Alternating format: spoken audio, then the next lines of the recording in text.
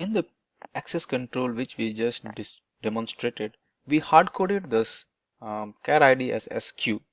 So, but in real project, we do not hard code the security objects, right?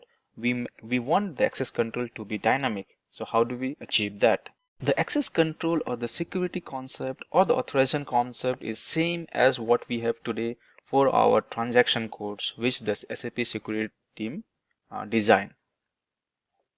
So in today's world, forget about CDS. In today's, if you need access to the transaction, what do the security team do?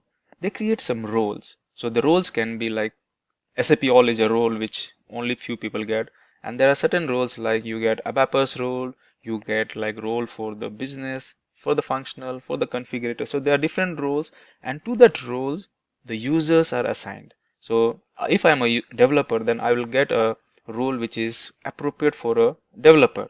And if you are a user, say in this case we are looking at the flights, say if you are okay to look at the flights which comes out from US, then probably you will be a user of US.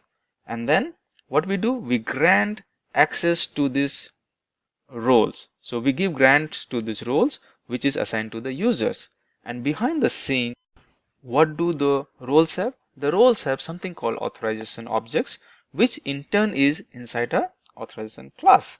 So and then there are some fields, and then we have to control whether the role can display it or edit it, or it can do something else. So those can be controlled by the um, authorization objects. So in short, in CDS access control 2, we have the same concept what we have today for the authorization check or the access control for the normal T code.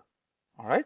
So behind the scene, there is an authorization objects which does all the trick, and based on what is accessible to that authorization objects and whom it is granted in which roles and which role is assigned to which users, accordingly you have the access or the control, or you have the authorization to do certain activities and you are restricted to do not to do some other activities.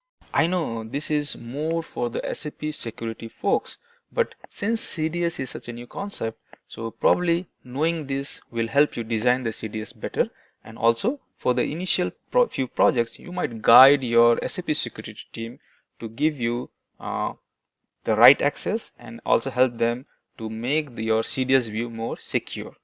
Alright, so knowing is no harm, and since this is theory and probably you might be confused, so when we do this exercise, we'll create the roles, we'll create the users, we'll grant the access to the roles to the users, and then we'll create the authorization objects and the class, and also see what are the fields which they are allowed to display.